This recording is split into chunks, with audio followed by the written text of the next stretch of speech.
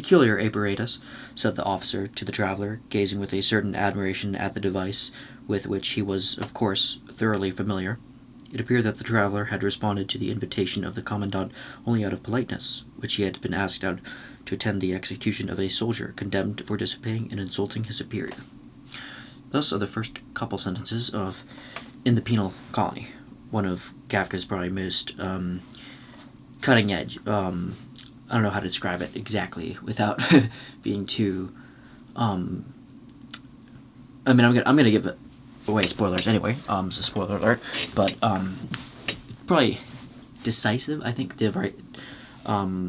not derisive, decisive, but definitive. I think like the way everything culminates into this. Kind of like I like to compare it to The Judgment too. They're similar in size.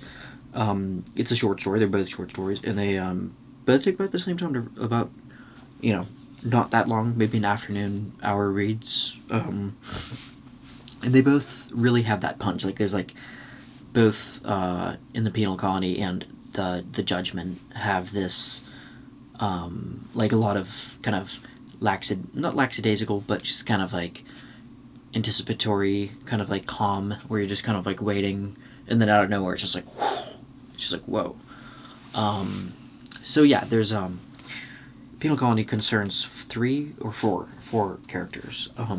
There's a traveler who's a dignitary from another land, and he's coming to the Penal Colony, which is this foreign. It's never revealed, but it's obviously it's off the shores. It's a kind of island little colony that is penal servitude is like a kind of we still see it in some way. You probably don't see it like nearly as, it's probably quite rare now. Now it is probably kind of for lack of a better word, maybe backwards kind of nations still have judicial systems that don't have that kind of send people out to I guess in some form we still have the kind of dregs of it remaining today, but it is definitely kind of in Kafka's day, 1919 when this is published, and you probably wrote it a lot earlier too.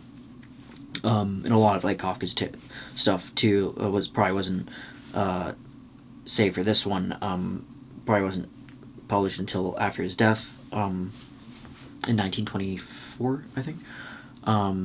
So yeah, in the Penal Colony, the traveler is a dignitary, and he's going from this foreign land to check up on this place because he's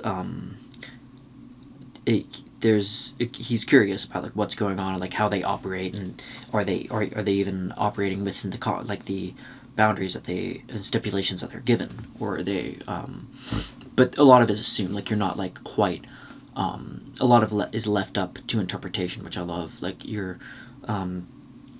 Kafka is great at kind of getting the point across in a crystal clear kind of but prose without like wasting your time. I know some people describe some of his writing as a little bit too dispassionate or too removed, but I think it's adequate for what he's describing. And there's a lot of metaphors you can draw from this too, because in the Penal Colony, concerning the traveler who's and then there's the commandant who looks over this machine. It's a torture machine, and it's a very interesting entrapment. As that's right at the bat. When he looks at it, he's like, it's very peculiar, and gives a lot of life to it. Like it's almost as if he's breathed life into this device that Kafka. It's quite it's not just a mechanic kind of thing. It's like a beast that that has sentient, its life, its own kind of perfidious like life of its own. So and so the commandant is looking over it, and he's very proud of this. He's very proud of this device and like what they've made. And it's like this very. It has, and then there's the condemned man. And then there's the officer. I think there's another officer. And there's been a different kind of falling out, I think, with the officer and the commandant. I think because the commandant is one of them is sticking to their ways a little bit too much. Like you're trying to clinging to their ways, and he's very proud of this device. And the commandant looks over it with, as if it's his pet, and he's very, endearing towards it. And this is kind of funny, in that classic Kafkaesque way, because this device is, something that's designed to kill somebody, strip them of their life, strip them of their humanity, literally to strip them naked at the right time, and to carve, etch something, I think it's "Be Just" in the back of their, in their back, with like a stencil kind of thing, or something with such its precision and succinctness is designed to execute somebody, deliberately, and to draw it out at just the right time is described as if it's like something like a pet or something, or like a dear old friend, or like a family member of some kind that everybody else is trying to get rid of, and like the other cold-hearted bastards, like they're the ones that are trying to ruin this thing for him. But yeah, he's very drawn to it, and he's like trying to get the traveler to kind of be like, and the whole while, like the condemned man in classic fashion again is just aplomb in his own kind of just like element, just looking beyond, just kind of like he's not even like the way he's described is very like he's ancillary almost, like he's not even that important, like he's just kind of like, yep, just waiting my time. And or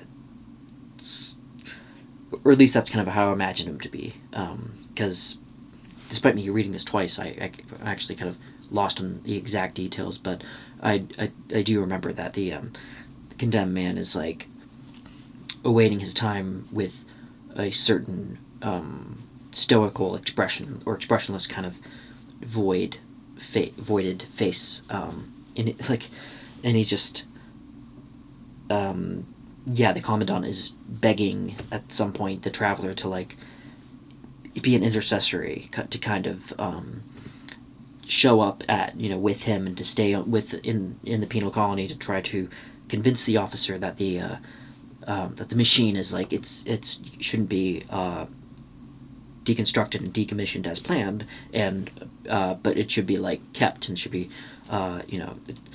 glorified and honored. And the dignitary is just, or I'm sorry, the traveler is he's just trying to kind of keep his peace. He's just like the whole entire time he's just like kind of dispassionate, which isn't unusual for a Kafka novel or work, because like you get a lot of characters that are fly on the wall, like observers, who almost don't take part in the novel at all. They're kind of just quietly sitting on the side. Not all of them, not all the time. I mean, obviously the traveler talks to the commandant and the other people as well, but he's just described almost as an observer, as if you, the reader, is kind of like a proxy by like he's standing in for you, in a way, which is brilliant. So but the things go awry, and while the officer's still very adamant about getting rid of this thing, because on account, probably because it's inhumane, for one. I mean, I think one of the main themes you can draw from this, I think it, even for younger audiences too, although I probably wouldn't really recommend this for anybody under 18, but I'd say, unless you're kind of like mature enough to handle it, I mean, I would say the one thing you can take away from this is the theme that they, rather than just seeing things like as they are, rather than relying on ethics a little bit more, or like I don't just mean ethics in a kind of like a philosophical deontological fashion, or necessarily like in anything, but just in a very humane way, rather than just seeing the machine for what it is, which is this ugly, horrible, abject kind thing that like strips you of human life and dignity. It's just completely, just the execution is just it's an execution machine. It's a utility used to execute people. Rather than seeing it as that, what people do is like what the commandant does especially is just continually reverting back to and deferring in that respect back to lingo and oh it's just the like the he goes back to describing it in materialist terms. He goes back. He's according to this materialism of like the machine. This thing is it's not a killing machine. It's not this. It's not that. He doesn't even bring that up. But he's like he never mentions death. He never mentions anything. He just keeps going back and mentioning like the little this and the that and the babbits and the wheels and the not these words exactly, but like the components of the machine are this and this place at this time and this and that, and he keeps going back to that and being like, in that way, that tells a lot about Kafka's anti kind of you can sense it like it's right underneath the subtext that he just like completely despises bureaucracies and red tape kind of things going on, just like things where endless describing things as if as if there's no humanity behind it at all, which is like the opposite, because it's like you see this a lot too, like even today obviously, which is why Kafka I think is heavily still pertinent and appropriate for this time, because there's in that sense there's nothing really new under the sun. I mean, we still see bureaucracies just kind of resorting just to kind of mechanicals and like the IRS, just like it's these things that like people spend their lives doing this, like they spend their lives attuning, and they're quite good. I've met people that are really good at fixing things, or they're minded, they're very mechanically or engineering, they're engineered differently in that sense, and they're and that's fine. But when you try to force that as a status quo kind of like you see that in the military too a lot, just like kind of like cool, just kind of like like describing like, and then this will go here, and then this drone will kill hit this innocent person and this innocent they did obviously not saying that, but that's kind of what's going on underneath, as much as I don't really know about politics, as I blatantly said a lot before. But there's a lot of that kind of like wryness to Kafka, like kind of like these things are killing people, like can't we just be like describing it as if it's like as just call it a spade, like these things, like stop bullshitting people, like these, what these things are doing, like at the heart. And it's just like this thing like I've seen people do where they just resort to this tactic of just making everything seem like there's no heart or there's no humanity behind what's going on. So yeah, so at the end of it, it's in a very, again, Kafkaesque fashion, the commandant just like before, right when the machine is like supposed to, right when it's committing its last execution, I believe, he jumps right onto it and kind of mounts it and takes the place of the condemned man, and is then wholly like sacrifices himself to keep as kind of like a personage, kind of almost like a vicarious sacrificial kind of redemption arc, I guess. And he's thrown himself in there in this heat of the moment, and dies obviously. And it says, and it scrawls "Be just" on his back, as it was supposed to do with the condemned man, but it didn't get that far. So yeah, that's a lot. People have commented that, like with the Metamorphosis, there's a kind of a religious undertone. Obviously not dogmatic, but just in a kind of one facet of it might be the biblical kind of redemption, I guess. The idea of like the condemned man is like something of humanity, I guess. Sin, falling to sin, original sin, and then in a way, I guess the commandant is like the Jesus in a sense, because he sacrificed himself. But I think there's also other things, like it's textual, like intertextual in the sense that he's drawing from other works of fiction, especially like the killing or the torture garden. Yeah,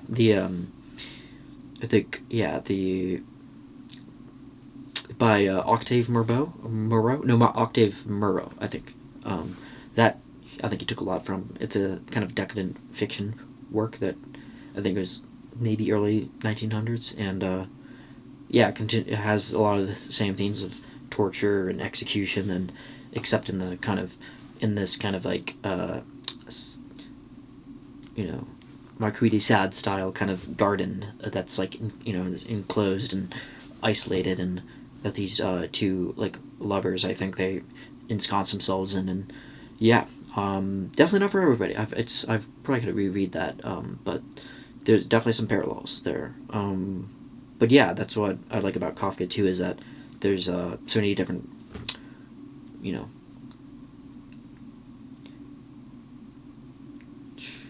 so many different kind of like angles you can interpret as, but none of them that he's like holding to and being like, oh, this is what you have to do.